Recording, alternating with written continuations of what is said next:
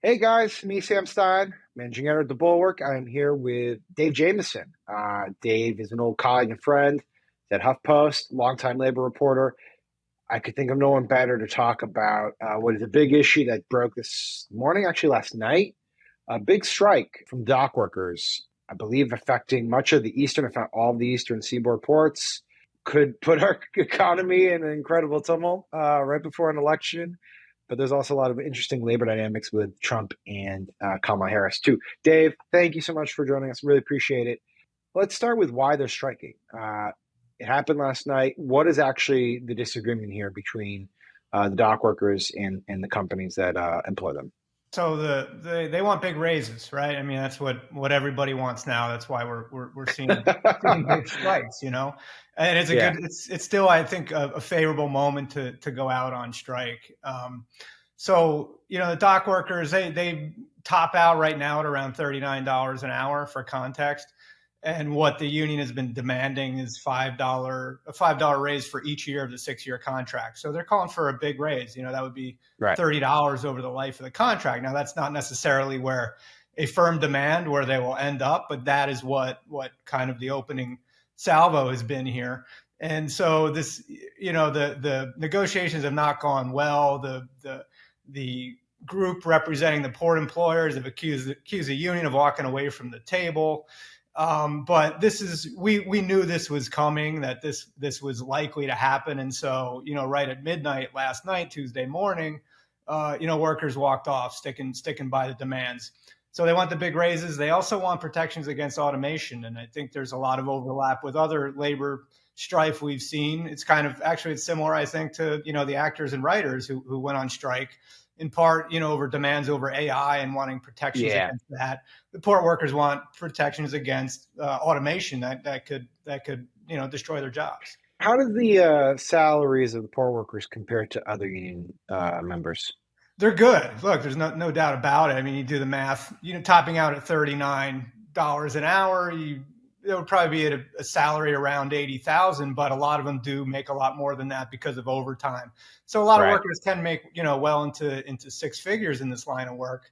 But look, it's not easy work. I mean, if you ever kind of checked out a port, this is skilled and dangerous work. And I think in a lot of these port areas, people they see this as part of why there's been a middle class in this area, is because of these good jobs where the unions have been strong. So to be clear, this strike pertains to the East Coast. The West Coast workers are in a different union that resolved the contract last year. That's why we're seeing the strike on the East Coast. All the ports, more than a dozen on the East Coast and the Gulf Coast, so from Maine down to Texas. One of the things that sort of stood out to me when I was watching Harold Daggett, the head of the union, who was talking about basically some of this is, I don't want to use the word resentment, but they're a bit aggrieved over the fact that they took on a huge burden during the COVID pandemic. They were working, they were unloading ships, they were there, and their unions were ravaged by the virus, and that's hung over them. That they shouldered that burden, and a lot of people in other industries didn't. They went home. I mean, in terms of sentiment among the union members, how much of that is lingering? Yeah, I think a lot. And Daggett, I encourage anyone to check out that guy speak, because he's a pretty colorful guy. He's straight out of Central Casting. Yeah, he is. I was watching a YouTube video of him yesterday, and my wife thought I was watching a movie. It was pretty funny. Wait, we got to describe him, because he's this guy. He's got these kind of glasses. But he's bald, and he's got this kind of Queens accent. He's got a little thick New Yorker style to him. He really is. Yeah. Yes. These people today don't know what a strike is. First week, be all over the news every night, boom, boom. Second week, guys who sell cars can't sell cars because the cars ain't coming in off the ships. They get laid off. Third week, malls start closing down. They can't get the goods from China. They can't sell clothes. They can't do this. Everything in the United States comes on a ship. They go out of business. Construction workers get laid off because the materials aren't coming in. They're gonna be like this. Who's gonna win here in the long run? You're better off sitting down and let's get a contract and let's move on with this world. And in today's world, I'll cripple you. I will cripple you, and you have no idea what that means. Nobody does.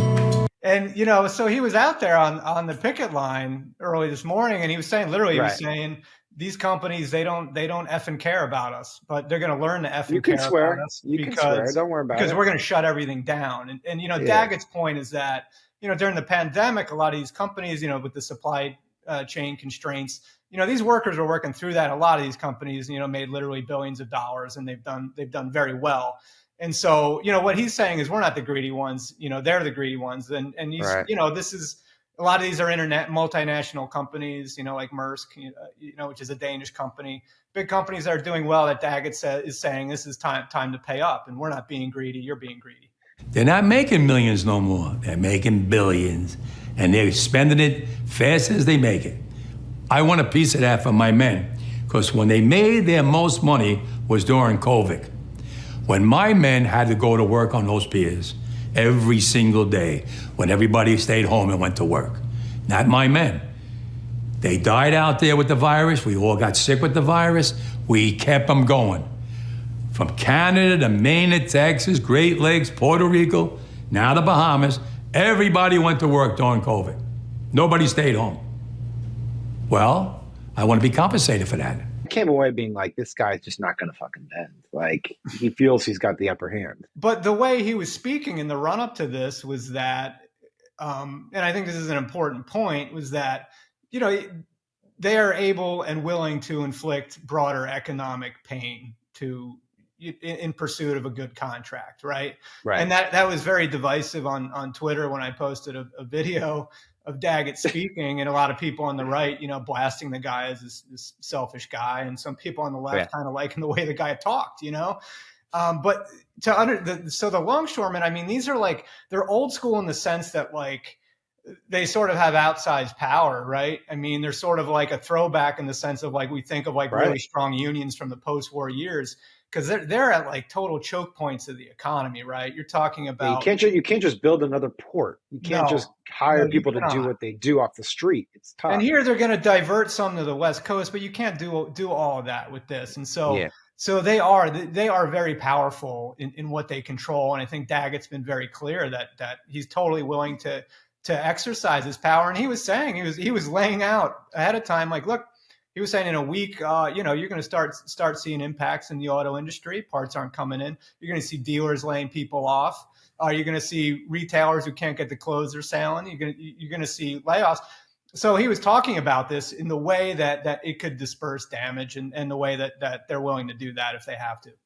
Let's talk a little bit about the politics. I mean, you referenced your feed and Republicans attacking you, and Democrats kind of being like, I like his jab, but in reality, it's like way more complicated than that. And Donald Trump is close with Daggett. I mean, Daggett met with Trump at Mar-a-Lago. They're two Queens guys.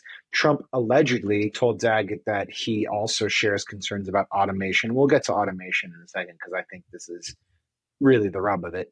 But Trump also is trying to woo union workers at the same time. And this is gets to how schizophrenic Trump can be on these issues. Sorry if that's an offensive word for folks, but it is what it is. He also told Elon Musk recently, look, when workers go on strike, fire them, right? Like, he was boasting about that. So let's start with Trump's side of the aisle, and then we'll get to Biden's side. Like, how does Trump approach this? I don't, I'm not going to pretend to know where this guy would actually come down, right? If he was in the White House right now, what would he be doing? We have no idea. I mean, the reality is, objectively, Trump was an extremely anti-union president. He didn't do anything to help unions. I don't think he cared. He's had this kind of flirtation with the Teamsters. He's a very transactional guy. And Daggett, I think, like Sean O'Brien from the Teamsters, Daggett strikes me as a guy who's willing to meet with anybody, right? And there's a political benefit to, having a possible good relationship with whoever's going to wind up in the White House. So I think lots of unions think it's like you never meet with Trump. Daggett is not that kind of guy. Right. I've seen plenty of theories in the last couple of days, some I think extreme in terms of like the strike being engineered to hurt Biden. Like, I would not go there. I've seen zero evidence of that. Or that this is, explicitly to help Trump. So people think Daggett planned this down in Mar-a-Lago. You hear all kinds of stuff like that, that right? The contract was going to run out on September 31st, and Daggett would not renew it because he wanted his Queens guy in there. Yeah. Yeah. So look, for Trump, this is good. You could already see Republicans trying to squeeze Biden on this because under the law, the White House has the ability to step in here because it's a strike that could affect national security, right? And that's the Taft-Hartley Act, basically. Yeah, the Taft-Hartley Act, right? And so Biden, he did force a deal on the rail workers. That wasn't Taft-Hartley because the rail thing is a whole other law and it's its own thing. But Biden stepped in to force a deal on those workers, and it really pissed people off. He doesn't want to do that here. He is, I think, a genuinely pro-union guy, and he wants these workers to get the best deal they can. The way you would do that is by staying out of this entirely. Let the union squeeze the port employers and create chaos until they get a good deal. The rub of that obviously is the economic ripple effects this could have. Yeah, there's an election happening. Exactly, and eventually this will manifest itself in some real economic pain. I mean, no one's denying that. Saw estimates it could be between $1 and $5 billion a day. Potentially in economic damage. Is that accurate or is that overstating? Yeah, no, those are the estimates. Like 3 to 6 billion a day. A lot of that, would be recouped once things get up and running again. But yeah, I mean, there will be pain, and where you're going to immediately see pain is in like peripheral layoffs, right? So we're talking, tens of thousands of dock workers are on strike. All the truckers who go in and out of those ports are going to have nothing to move. And so there's ripple effects to that. And you have manufacturers who are relying on parts coming in to build stuff. And so you have all these industry groups that are like basically screaming at Biden right now to invoke Taft-Hartley. But, for now, he's kind of standing strong on that. Yeah, he said explicitly he won't do it. And I'm kind of curious because now we do have Biden's record. Obviously, the rail strike was one thing, but on the flip side of it, he went and he joined the UAW workers on the picket line. I mean, obviously, totally different scenarios. Wasn't an election season back then, but his bona fides are pretty evident in terms of his labor record. I can't imagine he's going to do anything like that now, but he has some risks here. But I guess more to the point, Harris, as the Democratic nominee, has some risks here too, right? Yeah, I don't think Biden's going to go down to the port of Charleston, Philly port, be pumping his fist. No, if anything, he'd go to Philly because he wants to stay near Wilmington. That's stop right. on the there. Yeah, go.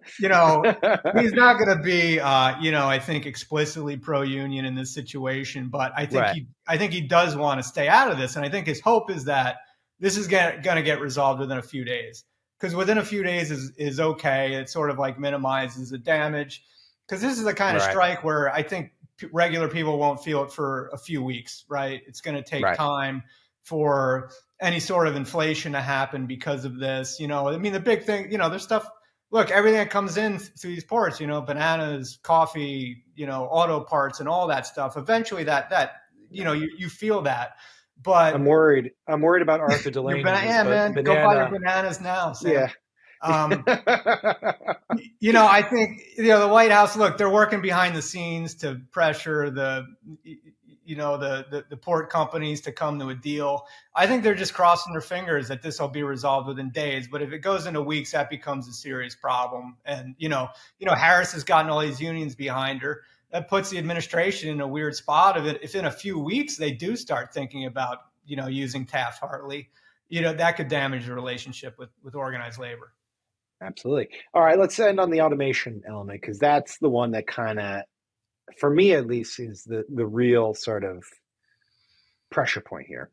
And as I understand it, and tell me if I'm oversimplifying this, but when the West Coast unions did strike a deal, they somewhat accepted the idea that automation is the future.